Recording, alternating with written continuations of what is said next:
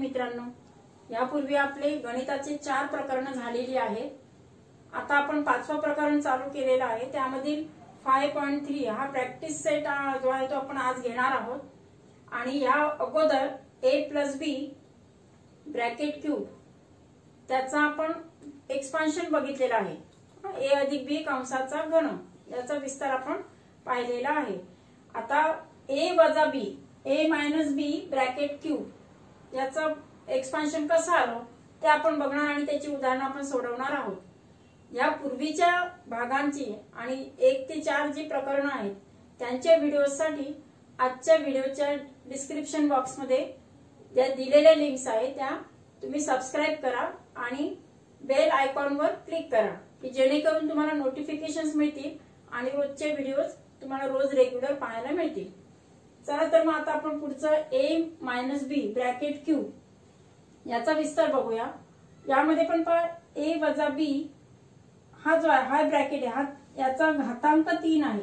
म्हणजेच काय झालं, आपण त्याचा गुणाकार 3 वेळेस लिहिणार। जसं आता 5 चा घन असं लिहितो आपण, 5 × 5 × 5 3 वेळेस लिहितोय घन असल्यामुळे। तसंच इथे पण काय केलं, ब्रॅकेट मी 3 वेळेस लिहिला आणि नंतर मग त्याचा एक्सपान्शन घ्यायचं आपल्याला। आता एक्सपान्शन मध्ये a - b आणि a - b याला a - b ब्रॅकेट स्क्वेअर असं लिहू शकतो आपण। त्याचं जर विस्तार बघितला a वर्ग वजा 2ab अधिक b वर्ग, म्हणजे ह्या दोन ब्रॅकेटच्या ऐवजी आता गुणाकार करताना काय करणार, a वर्ग वजा 2ab अधिक b वर्ग हा विस्तार आपण घेतलेला आहे। यामध्ये आता ही त्रिपदी झाली आणि ही द्विपदी। गुणाकार करत असताना द्विपदी आणि त्रिपदी यांचा गुणाकार करत असताना ही जी पहिली द्विपदी याचा प्रत्येक पदाने या संपूर्ण त्रिपदीला आपण गुणाकार करू। We multiplying the given g binomial आहे, बायनोमियलने याला मल्टिप्लाय करूया। मग आधी फर्स्ट टर्म कोणता याचा a आहे, मग a ने या संपूर्ण a square - 2ab + b square याला मी मल्टिप्लाय केलं। नंतर -b इंटू ब्रॅकेट काय झालं, a square - 2ab + b square असा तो ब्रॅकेटचा विस्तार घेतला। आता ह्या a पदाने प्रत्येक ब्रॅकेटच्या आतमध्ये जे टर्म्स आहेत प्रत्येक पदाला आपण गुणाकार करणार आहोत। बघा a × a वर्ग घातांकांची ती बेरीज झाली, 2 + 1 3। गुणाकार होत असताना काय होतं, नेहमी त्या जे चल आहे त्या चलांच्या घातांकांची बेरीज होते। There is a addition of index. म्हणजेच काय झालं, तर 1 आणि हा 2 किती दिला 3। इथे मिळाला आपल्याला a क्यूब, a चा घन इंटू ब्रॅकेट नको आपल्याला, a घन वजा a × a स्क्वेअर, नंतर हे -2a स्क्वेअर b अशा पद्धतीने घेणार। -2a स्क्वेअर b, a ने मल्टिप्लाय केलं तर a स्क्वेअर झाला आणि 2b तसंच तसं, प्लस अधिक कोणतं पद आलं, ab वर्ग a × b वर्ग ab स्क्वेअर मायनस। आता हा ब्रॅकेट सॉल्व करताना काय केलंय, b अगोदर आहे, b × a square b a square आहे, परंतु आपण लिहिताना a चं पद a अगोदर लिहू, a स्क्वेअर b असं लिहिणार। आता इथे गुणाकार आला b a स्क्वेअर, लिहिताना काय केलं आपण, a स्क्वेअर b a वर्ग b असं लिहिलं।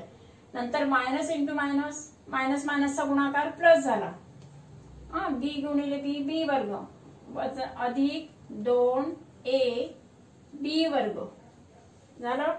नंतर मायनस इंटू प्लस काय झालं, मायनस आणि b × b म्हणजे b चा घन। इथे याचा घातांक 1 आहे, 1 आणि 2 किती झाले 3। म्हणजेच अशा आपल्याला ते पद मिळाले। आता पुढे a वर्ग a स्क्वेअर असलेले पद कोणते आहेत, हा एक आहे। लाईक टर्म्सचे आपण ऍडिशन करणार, जी सारखी पद आहेत त्या सारख्या पदांची बेरीज करणार। इथे -2a स्क्वेअर b आहे, इथे -1a स्क्वेअर b आहे, a स्क्वेअर b हे लाईक टर्म्स आहेत। आणि दुसरे कोणते अजून, ab स्क्वेअर आणि दुसरा हा a × ab स्क्वेअर म्हणजे लाईक टर्म्स आहेत, सारखे पद आहेत, त्यांचे आपण ऍडिशन करणार आहोत. म्हणून तेवढ्यात आता ते साइन जे आहे ते सारखे केलेत आपण. अगोदर पहिलं पद घेतलं ए क्यूब, आता यांची ऍडिशन केली -2 आणि हा -1 किती झाले, -2 -1 झाले -3 आणि म्हणून आपण इथे लिहिला -3ab b प्लस तसंच हा ab² आणि हा 2ab², 2 + 1 किती झाली 3, 3ab², 3ab² इथे लिहिताना 3ab² आणि -b³ काय झालं पहा, a cube -3a²b plus 3ab² -b³. यालाच आपण लिहिताना कॉमन जर काढून लिहिलं तरी सुद्धा a क्यूब -3ab कॉमन घेतला तर काय येणार पहा, a -b³ याला पुन्हा आणखी व्यवस्थित अरेंज करून लिहिलं तर a क्यूब -b³. क्यूबचे जे आहे घनाची पद आहे ती जवळ घेतली आणि -3ab into bracket a -b अशा पण पद्धतीचा फॉर्मॅट आहे. परंतु आपण जनरली काय घेतोय, यात हा जो फॉर्म आहे a -b ब्रॅकेट क्यूब म्हणजे पहिल्या पदाचा घन a cube -3a²b plus 3ab² -b³. अशाच पद्धतीचा आपण हा जो एक्सपान्शन फॉर्म्युला आहे तो त्याचा विस्तार जो आहे तो आपण वापरणार आहोत. आता त्याच्यावर आधारित जी उदाहरणं आहेत ती उदाहरणं आपण घेऊया.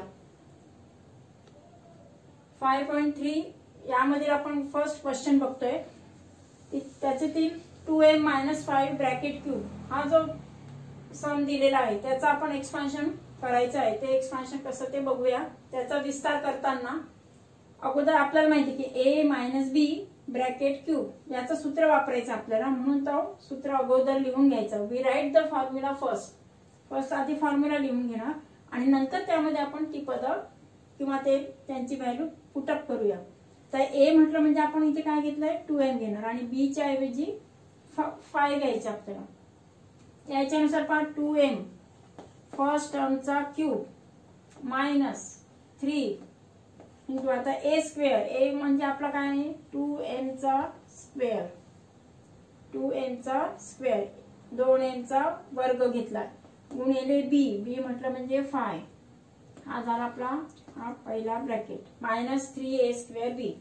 पुढे 3ab², 3 इंटू a आहे आपला 2m, b² b म्हणजेच मायनस हे जो आहे तो 5 चा स्क्वेअर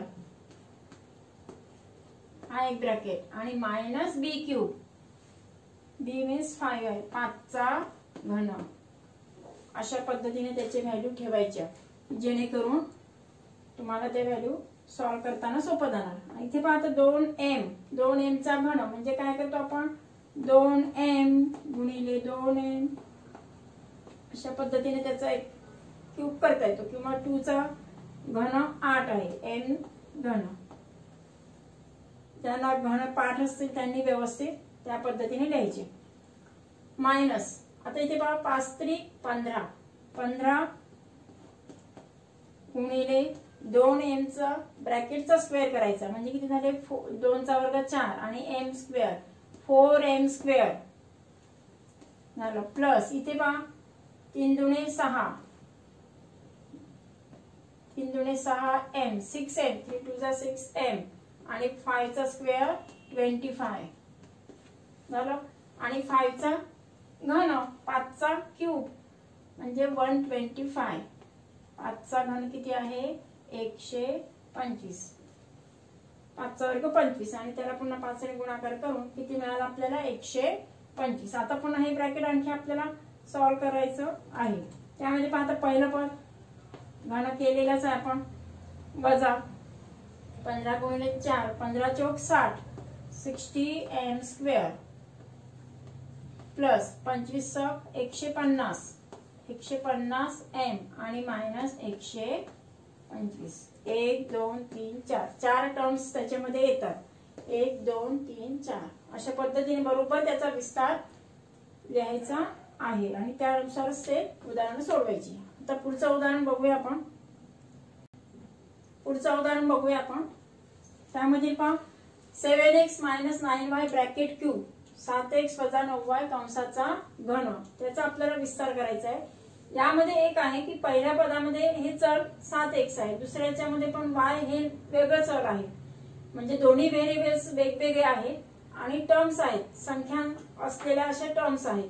म्हणून 7x - 9y ब्रॅकेट क्यूब हे करत असताना अगोदर फॉर्म्युला लिहून घ्यायचा असतो आणि नंतर मग त्याचे व्हॅल्यू आपण ठेवणार की आपल्यासाठी 7x म्हणजे a घेणार आपण, a च्या ऐवजी 7x आणि b म्हणजे काय आहे 9y आणि अशा पद्धतीने पहिल्या पदाचा घन 7x घन क्यूब घेतला minus 3 into a square, a म्हणजे 7x चा वर्ग into b means 9y plus 3 into 7x आणि b चा वर्ग, b म्हटलं म्हणजे 9y चा square, b square 3ab square आणि मायनस b क्यूब म्हणजेच काय झालं आता इथे घेताना तिसरं पद जे आहे ते मायनस आहे म्हणून मग 9y ब्रॅकेटचा क्यूब त्याचा घन आपण करीत आहोत. त्यानुसार आता पहा 7 x चा घन x घन येणार, 7 चा घन 7 गुणिले 7 3 वेळेस गुणाकार केल्यानंतर येतो 343. 7 चा घन 343 x घन हे पहिलं पद झालं. वजा इथे पण यांचा गुणाकार करा अगोदर 9 त्रिक 27 27y 9 त्रिक 27y गुणिले 7x ब्रॅकेटचा स्क्वेअर आहे, 7 चा वर्ग 49 आणि x वर्ग 49 x वर्ग अधिक इथे पण पहा 7 त्रिक 21 x आणि 9y चा वर्ग, तर ब्रॅकेटचा वर्ग करणार 9 9 81 आणि y 81 y वर्ग. हे पद आपण सोडवलं. पुढे याचा घन करायचा आहे, वजा 9 चा घन आणि मग 9 चा घन 9 गुणिले 9 बरोबर किती झाले 729 y घन. असं पद्धतीने सविस्तर लिहायचं आहे. आता पुन्हा आणखी मध्ये गुणाकार करायचा आपल्याला. आता इथे पहा 343 x घन वजा 27y गुणिले 49 x वर्ग 27 गुणिले 49 तो जर गुणाकार केला तो येतो 1323 वजा 1323 x वर्ग y.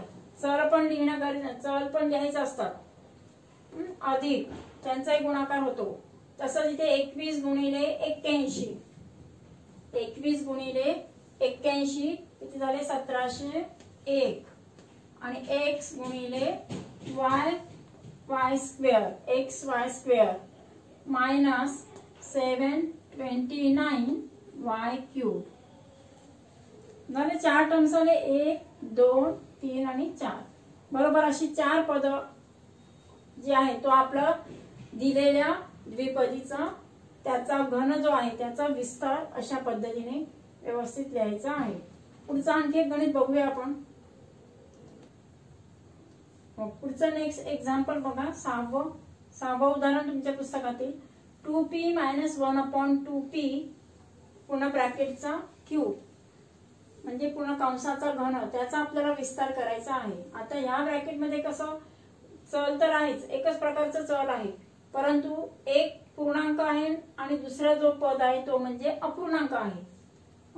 एक टर्म पूर्ण होल नंबर आहे, दुसरा जो आहे तो फ्रॅक्शन मध्ये आहे. मग अशा वेळेस सुद्धा तोच नियम वापरून फक्त त्याची मांडणी व्यवस्थित करायची.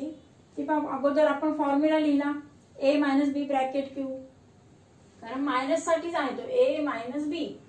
आपल्यासाठी a म्हणजे आता 2p घेणार आणि b म्हणजे काय आहे 1/2p. त्याचा आपण विस्तार घेणार आहोत.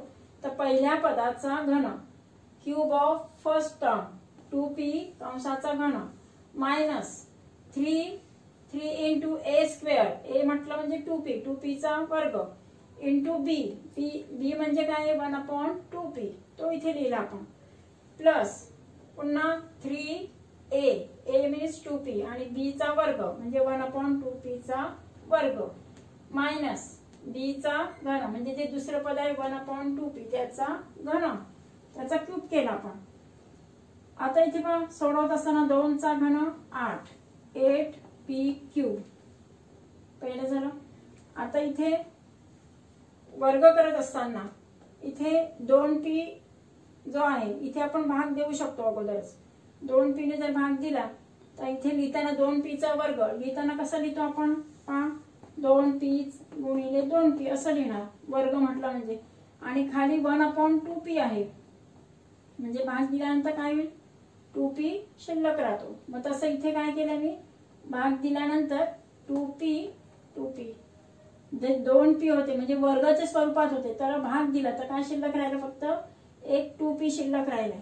आणि मग त्यानुसार आपण इथे काय शिल्लक राहणार, 3 दुणे 6, 6p या ब्रॅकेट मध्ये राहील, प्लस इथे पण आता इथे पण त्याच पद्धतीने होणार 3 इंटू 3 दुणे 6, किंवा इथे जर आपण अगोदर भाग दिला तरी चालणार आहे.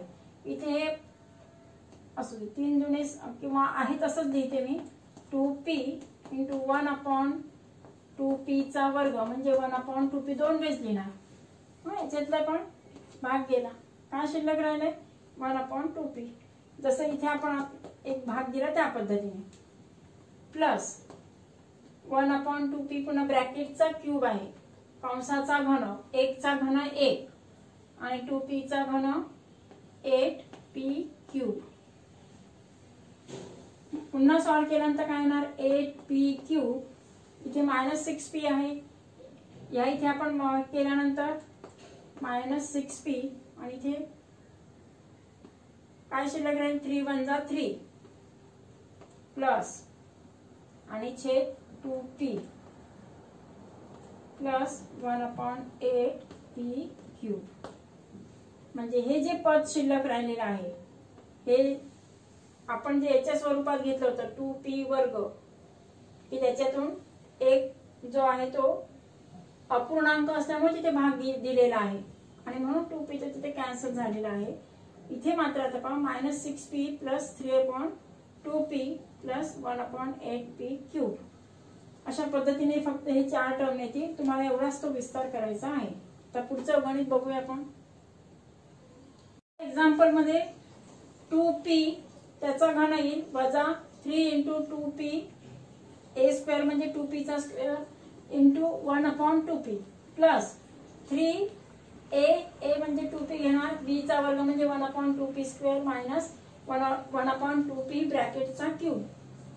यामध्ये आता आपण पहिल्या पदाचा घन केला, 2 चा क्यूब आहे 8, 2p चा घन म्हणजे 8p cube, cube of 2p is equal to 8p cube minus, आता इथे पहा याचा वर्ग करत असताना 3 into 2p into 2p into 1/2p, तो स्क्वेअर आहे म्हणजे काय वर्ग आहे, तो त्याला गुणाकाराच्या स्वरूपात लिहिला मी. इथे भाग जाणार, गेला भाग, हा झाला फर्स्ट ब्रॅकेट. पुढे नेक्स्ट 3 इंटू 2p आणि हा जो ब्रॅकेट आहे त्याचा स्क्वेअर आहे, त्याचा वर्ग आहे म्हणून 1/2p पुन्हा 1/2p. आता इथे भाग द्यायचा आहे म्हणून 2p आणि 2p कॅन्सल झाला, मायनस 1/2p चा क्यूब म्हणजे 1 चा घन 1 आणि 2p चा घन 8p cube, cube of 1 is 1 and 2p चा क्यूब किती झाला 8p क्यूब. आता मधले ब्रॅकेट आपल्याला सॉल्व्ह करायचे. पहिलं पद जे आहे ते आहे 8p क्यूब मायनस, आता इथे आपण कट केलेले आहे 3 दुणे 6 मायनस 6p. इथे पण काय येणार पहा 2p आणि 2p हे कट केलेले आहे, वरती अंशांचा गुणाकार 3 1 जा 3 आणि खाली 2p म्हणजे प्लस 3/2p आणि minus 1/8p cube minus 1/8p cube. पहिलं पद, दुसरं, तिसरं, चार पद म्हणजे जो विस्तार आहे तो कसा असतो, 4 याच्यामध्ये 4 टर्म्स मध्ये असतो. आणि म्हणून मग हे गणित सॉल्व्ह करत असताना 1/8p³ इथे जे फ्रॅक्शन आहे तर त्यामध्ये क्यूब करत असताना व्यवस्थित त्याचा क्यूब करणं गरजेचं आहे. म्हणजे घन करत असताना अंशाचा आणि छेदाचा दोघांचाही घन करायचा. जसं इथे आपण 1 चा घन 1 घेतला, 2p चा घन म्हणजे 8p³. आता पुढे आपण पुढचं नेक्स्ट उदाहरण घेऊया.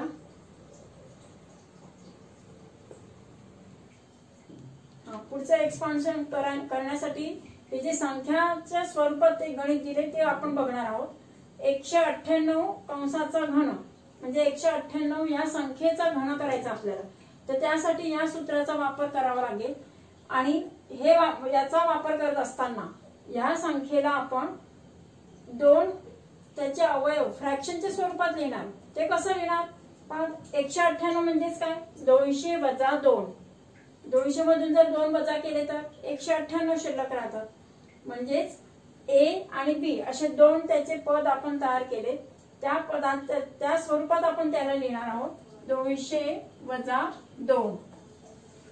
198 ला 200 वजा 2. 200 चा आपण ओरली घन करू शकतो. 2 चा पण तुम्हाला घन तोंडी सोडवता येतं. म्हणजे 198 चा घन करण्यापेक्षा सूत्राच्या स्वरूपाने सोपं जातं ते. आणि म्हणून आपण 200 वजा 2 198 ला कसं लिहिलं, 200 वजा 2 म्हणजे a minus b bracket cube या सूत्राचा इथे वापर करता येईल. a म्हणजे 200 घेतलंय, b म्हणजे इथे 2 घेणार आहोत आपण. 200 चा घन वजा 3 a वर्ग b 200 चा वर्ग गुणिले b, b म्हणजे 2 अधिक 3 गुणिले 200 b चा वर्ग म्हणजे 2 चा वर्ग वजा b घन म्हणजे 2 चा घन क्यूब ऑफ 2. 2 चा क्यूब करतोय आपण. आता इथे याचा घन करत असताना 2 चा घन येतो तुम्हाला. 2 चा घन 8 आहे. आणि हे जे 2 0 आहे त्याचे तिप्पट घेणार आपण 3 टाइम्स. बेत्रिक 6 म्हणजे 6 0 इथे ठेवायचे. 1 2 3 4 5 6. समजा 20 असते तर एकच 0 आहे. मग एकच्या तिप्पट किती झाले, 3 0 घेतले असते. आता इथे 2 आहेत म्हणून मग काय केलं, 2 शून्याची संख्या 2 आहे. 2 च्या तिप्पट किती झाले, 6. बेत्रिक 6 म्हणून याच्यावर 6 0 ठेवलेत आपण. किंवा असं ओरली तुम्हाला गुणाकार करायचं असेल तर करू शकता. तसं इथे पण पहा 3 गुणिले इथे 2 3 दुणे 6 आणि 200 चा वर्ग. 200 चा वर्ग करताना 2 चा वर्ग तुम्हाला येतोय. 2 चा वर्ग किती 4 आणि 200 ते 2 0 याचा दुप्पट करा. वर्ग असल्यामुळे 2 वेळेस. घन असेल तर तिप्पट 3 वेळेस घेणार आपण. 2 गुणिले 2 किती झाले 4 म्हणजे 4 0 इथे ठेवले. 200 चा वर्ग अशा पद्धतीने 40,000 इथे आलेला आहे. तसंच अधिक 3 गुणिले 200 गुणिले 2 चा वर्ग. इथे पहा 2 चा वर्ग किती झाला 4. 4 त्रिक 12. 12 गुणिले 200 करू वजा 8. आता यांचं हे सोडवल्यानंतर काय येणार, 3 4 5 6 आणि इथे 6 चोक 24. 1 2 3 4 2,40,000 ही एक संख्या झाली. इथे 12 दुणे 24 2400 आणि हे वजा 8. आता इथे काय झाले पहा, वजा असणारे कोणकोणते आहेत, 2,40,000 हे आणि हे वजा 8. यांची जर आपण हे सारखे टर्म्स आहे वजा वजा असल्यामुळे त्यांची बेरीज होणार. मग ते झाले 2,40,008 हे झाले. आणि हे जे आहे हे 2400 आणि आपले हे इथले ही संख्या यांची बेरीज केली तर ते किती आली बघा, इथे लिहिले त्या पद्धतीने. आणि त्यामधून हे मायनस करणार, वजा केलं तर आपल्याला मिळालं ते वजाबाकी येते तुम्हाला, त्यानुसार वजाबाकी करायची. आणि किती आले त्या याच्यानुसार याची जी किंमत आहे ती 77,62,392. 77,62,392. म्हणजे अशा पद्धतीने आपल्याला जे दिलेले जे संख्या आहे त्या संख्येचा घन, मग ते 2 आकडे असू दे 3 4 आकडे असू दे आपण सूत्राचा वापर करून परफेक्ट मिळवू शकतो. थँक्यू.